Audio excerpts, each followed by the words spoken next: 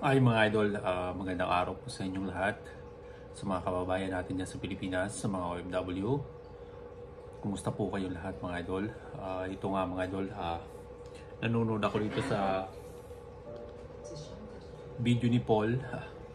Araw ng linggo po ngayon dito sa Canada mga idol. Alas 7 ng umaga, papasok po tayo ng trabaho kahit linggo. Kailangan ko pong puntahan yung farm na minamanage ko kasi nga po may mga problema na dumarating, so kailangan nating i-check o puntahan mga idol. Ito mga idol, ito nga yung video na itong napapanood ko habang magkape tayo mga idol. At sa mga kababayan dyan, kung nakapagsimba na po kayo ngayon, happy Sunday po sa inyo lahat. Ayan mga idol, nakakadurog ng puso. Nag-aaral. Ako po, nasasalamin ko po yung sitwasyon niya. Kasi po ako, dumaan po ako sa hirap, maniwala po kayo sa hindi. Pumasok din po ako sa elementary, sa high school na walang baon. Malayo po kami sa kalsada noon sa Bicol. Bali po halos 1 kilometro din po yung nilalakad ko pag galing po doon sa kalsada. Yun nga, may sapa din, and then pero hindi ganun kataas na katulad dito. So nasasalamin ko mga idol yung parang nababalikan ko ba yung yung mga nangyari sa akin nung nag-aaral pa ako. So ngayon mga idol, ito nga, nandito na tayo sa Canada. So dahil sa pagsisikap natin, so sa mga dinaanan natin mga idol, parang hindi ka makapaniwala, hindi ako makapaniwala na naabot ko o nakarating ako dito sa Canada. Ito mga idol, gusto niyo mag-aral pero walang kakayanan, walang baon. Ako mga idol noon, nagtatago ako pag wala akong baon. Pag oras ng recess, pupunta ako sa likod ng eskwelahan. Doon ako magtatago. So yung likod ng eskwela namin mga idol, mayroon po yung bayabas. So pupunta po ako doon sa likod. Lalabas po ako ng gate kasi pwede naman lumusot doon sa wire. So yun po yung aking dinanas mga idol. Noon mga idol, natatandaan ko pa, wala kaming mantika. So ang ginawa ko, mayroon kaming tuyo. Pero yung tuyo, ang ginawa ko mga idol, so nagbaga. So inano ko lang mga idol sa baga. Pero yung oras na yun, yung araw na yun mga idol, hindi ako pumasok sa eskwelahan. Ang ginawa ko kasi mayroong yung kubo-kubo na palayan, may daanan papunta po dun sa eskwelahan. Doon po ako namalagi hanggang maghapon, hanggang sa uwian ng paaralan, para hindi ako malata ng nanay at tatay ko na hindi ako pumasok. Ayan mga idol, panoorin to natin video ni Paul dito sa bata kay Neri. So bali, napanood ko yan sa cellphone, saka dito inulit ko lang dito sa TV. So yung kahirapan mga idol, hindi po hadlang. Panalangin natin mga idol na ito si Neri, merong mag-sponsor. Marami naman pong mayayaman dyan o may kaya sa buhay na pwedeng bigay ng sponsorship sa pag-aaral ni Neri. Ako mga idol, ito bali nagbabalik tanaw lang ako. Kasi nga itong napagdaanan ko rin yan, kahit papano sisikap din po ako na makatulong kahit konti sa ating mga kababayan dyan. So nandito si Paul, gawin nating instrumento, yung tulong natin, pwede natin pagtiwalaan natin si Paul. Doon natin idaan kay Paul kasi nakikita naman natin yung paghihirap ni Paul para makatulong dyan sa mga katutubo na kababayan natin mga idol. So ito mga idol, panoorin po natin. Okay, anong grade ka na? 10 po. Grade 10? Okay. Bakit sabi mo naglalakad ka lang doon? Bakit ganun kalayo nilalakad? Hindi pa pwedeng magsakay? Ano po, maglalakad lang po ako doon sa eskwelahan. Okay. Talagang maglalakad ka lang papasok sa school. So, araw-araw yon. Opo. Hindi ka pwedeng magstay doon. Hindi po. Sino naghahatid sa umaga? Wala po. Maglalakad ka lang din? Nakakatakot yun, ang layo Pero okay lang naman po. Para makaaral lang. Okay, para makapag-aral ka lang. Opo. Ikaw ba'y panganay? Opo. Ilang taong ka na? 16. Okay. Kamusta yung pag-aaral mo? Okay lang naman po. Minsan po ay meron pong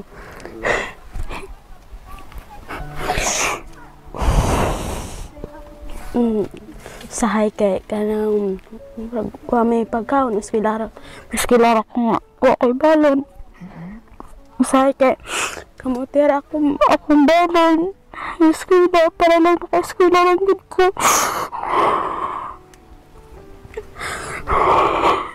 o kanang usahay kay mo bahaang yung kuan sa pa nga manikamot yun ko nga makalabang ko ato sa pa aron maka-eskwela lang ko nga di lang ko malit o usahay kay manikamot na akong mga ginikaran nga mangitag kwarta aron makapalit og bugas nga akong balonon yung eskwela ko ug na po sila ikahatag sa kuan akong pang-recess sa eskwelahan ila kung na makakita sila kuan kwarta nga mga 100 na ilang ihatag sa kuan pero ako pong badsito ng kwarta aron mabtampog mga duha ka semana ang kwarta nga ilang gihatag sa kuha kay lisod-lisod yun kay mi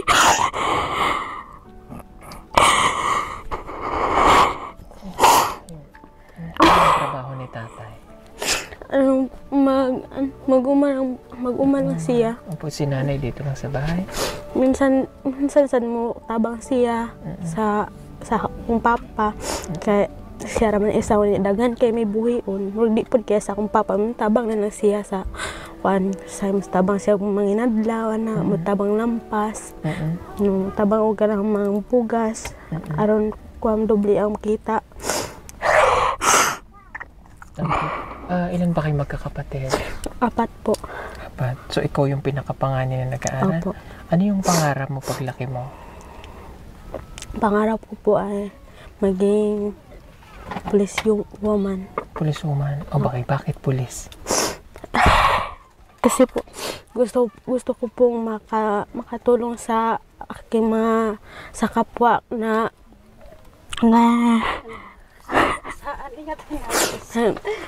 kuan akong tabangan sila nga kuan kung naay mga krimen nga kuan kay example kanang mga tao nga na kidnapon nya akong tabangan sila nga makauli silang paginikahan kay ako sa mga pulis na. Okay. Kamusta ang grade mo sa school? Okay lang man ang akong grade pero karon nga grade 10 ko kay marag kami akong grado kay tungod kay sige ra ako maka-absent kay tungod kay wa koy balon kuan mao maka-absent ko pero yun ako maestra nga di na ako mag-absent kay aron permintigid nga 90 pataas ako ang grado kay sa una kay way mga 80 ako mga grado puro gyud 90 pataas. Kaya itong una grade 9 pa ko kay top 2 ko pero karon top 2 hinuon pero kanang mga challengers na lang ko na pero sa una with honor gid ko perminti na tanan ko exam. So ngayon ikaw ay challenger na lang kumbaga dahil siguro lagi kang absent. Okay. So kaya masakit sa iyo yung na hindi ka na nakasama sa top. Opo. Pag-absent mo. Okay. Nung nalaman mo na wala ka na sa top, ano yung naramdaman mo? murag ka ng kuan. Kanang mas ganahan ta ko nga makapil kog top kay mas kuan ko kanang kung di na ko maka-eskwela ka ng senior high, dahil ako madawat kay honor man ko ato pagkuan ako grade 10 pero karon kay murag alanganin akong grado kay tungod kay sige ra akong absent mo.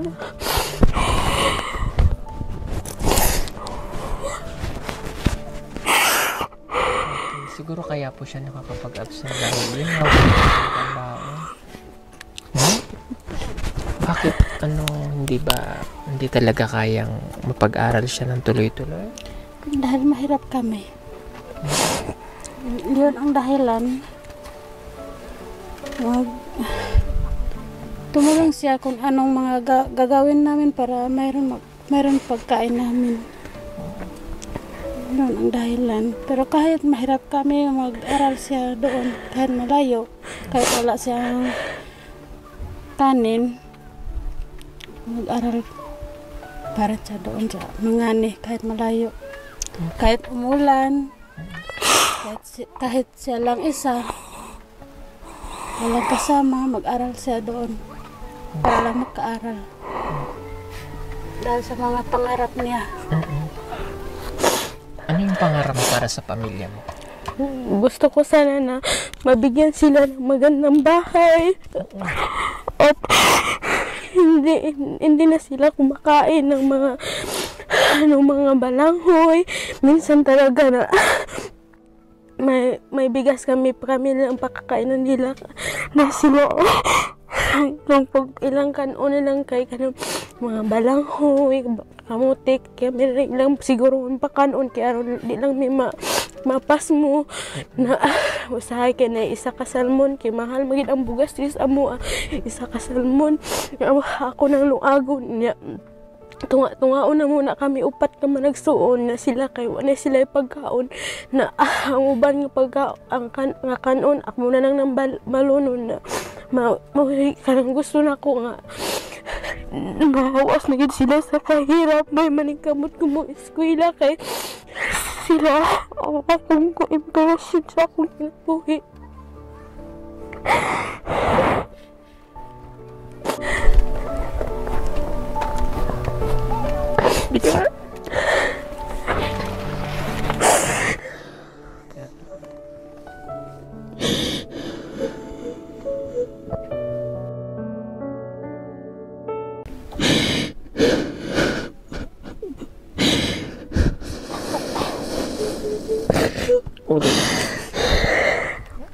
Sana marami. Sorry. Sana alam mo yung mga bata na gustong makapag-aral, gusto nilang makapagtapos, pero walang kakayanin eh. At tapos yung ganito na nakakapanghinayang, ang tatalino, ang kagaling mag-aral, pero ang hirap abutin ng edukasyon talaga kapag hindi kayang ibigay ng magulang. Pero again yung kahirapan nandyan yun eh. Pero huwag natin gawing hadlang tuparin mo yung pangarap mo para maging pulis ka din. Katulad ng isang estudyante natin na nakausap din. Tatay, nanay, kayo yung maging magandang halimbawa ng anak ninyo na pilitin makapag-aral Huwag nyo siyang hayaan na maagang makapag-asawa o kaya mamino. Kayo mismo, dahil katutubo po, huwag nyo hayaan na iminyo yung mga anak nyo, Pagsikapan, kahit mahirap, di ba? Yung kung may manligaw, huwag hayaan, magminyo. Huwag kayong masilaw sa pera na ibabayad para lang kapalit noon ay maagang pag-aasawa ng bata. Piliin nyo yung edukasyon, alam ko ito, hindi siya papayag na makapag-asawa ka agad. Okay. So, ngayon, challenger ka na lang. Pero pilitin mo, kaya mo pa. Maibalik mo yung nawala sa'yo. So, ngayon, ano ba yung lowest grade mo?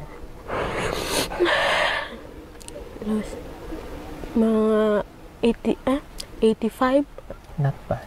Hindi, hindi masama. Ang highest grade mo? Highest grade Mga 80s, 89. Hindi masama yun. Diba? Pero dati puro line of 9 ka nung hindi nag-a-absent. Opo. Okay. Ituloy mo ha. Kaya mo yan. Nag-stop ka ba sa pag-aaral? Wala po. Wala. Hindi ka nag-stop? Okay. Ano yung ginagawa mo para makatulong ka sa parents mo? Pag wala kang pasok? Yung tabang kong mulampas, kaya di man nila kaya nga sila raduha. So, sa bukid? Opo. Okay. Tabang ko pugas, tabang pud ko ka ng mulampas, tabang ko mamas, ka ng mais, tabang ko sanggi, tanan nga, ilang buhaton, ako ging buhaton, tanan kay aron makatabang na ko sila. Ang isan lang gid nako nga di mabuhat, ang buhaton lang gid sa lalaki nga, di na ako kaya. Hindi na ako matabang sa ila, pero buhat yun na kung tanan nga makatabang gid ko sa ila. Sige, yung pag nasa school ka, break time, recess, tanghalian, anong pagkain mo? Wala po. Minsan po binibigyan ako ng mga kaklase ko. Hirap nang papasok ka na walang lamang papasok sa tiyan mo. Pero paano mo nakakaya yun? Kakayahin ko po kasi gusto ko po makatapos ng pag-aral.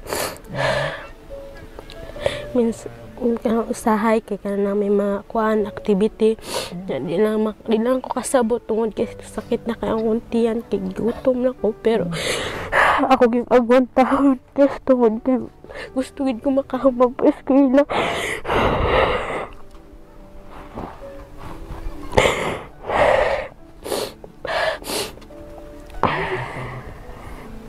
Ang bigat na. Ang bigat na pinagdadaanan nito bata na to.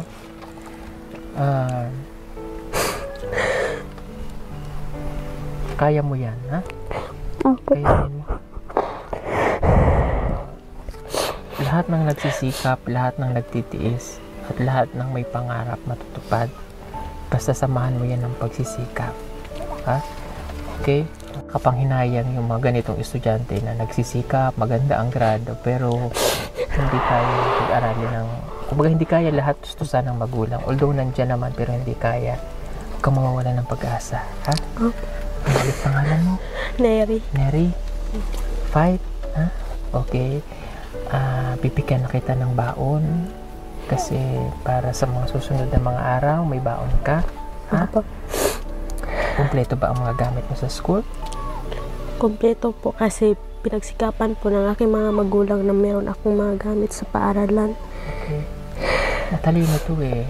Magaling magtagalog. No? Magaling ka magtagalog. Kaya mo. Ha? Okay. Sige.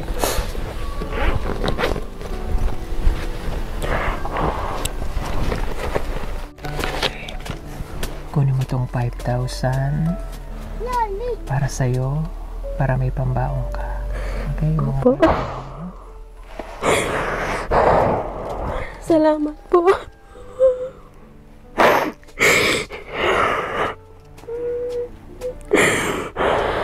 Maraming salamat po dito.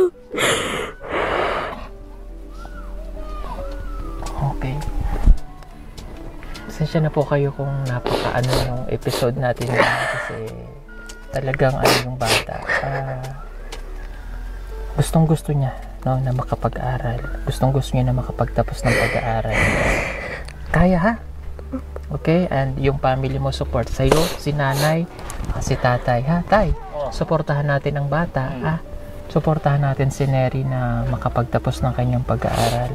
And nagiging inspirasyon ng bata na kapag mayroon nakikita nila na sumusuporta, lalo silang nagsisikap, lalo silang nagpupursige kumbaga, no? Yung ngayon na hindi siya nakasama sa pagkaroon ng TAF, susunod na araw, susunod na grading, kaya pang ihabol. Kaya pa, Neri? Yes po. Alam ko matalino ka, magagawa mo. Anong TAF ka dati nung hindi nababa? Top 2 po. Kailan mo yung TAF 2, sayang.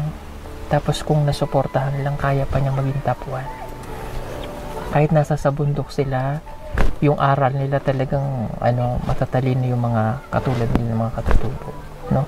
Panganay ito kaya yung utak niya, yung mindset niya ay yung makatulong sa mga magulang niya. Okay? Laban Mary, ha? Kaya, no? Okay.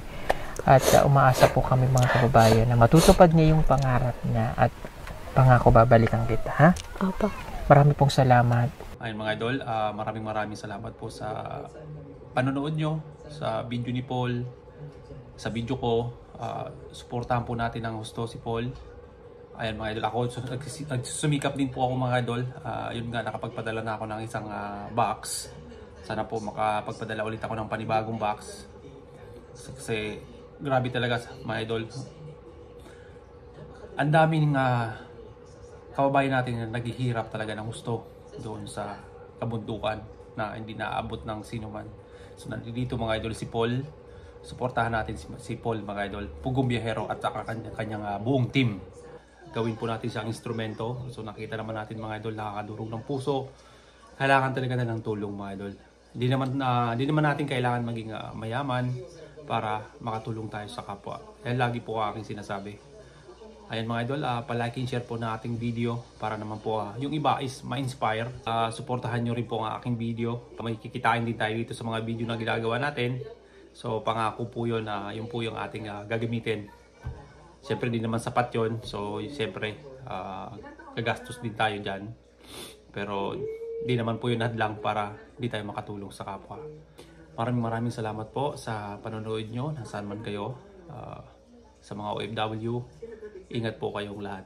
Bago po magtapos ang aking video, shoutout ko lang po siya, no? Si Ate Delia Pineda, and then si Emily Manley, nandyan sa Surrey, Vancouver. Ayan. Kumusta po kayo mga ate? Ito si Ate Delia po yata nasa Pilipinas. Ayan nga si Ate Emily, nandito sa Vancouver. Medyo maglayo po kami mga idol kasi nandito ako sa Ontario. Vancouver malayo. God bless you all at kita-kita po ulit tayo sa aking masusunod na video.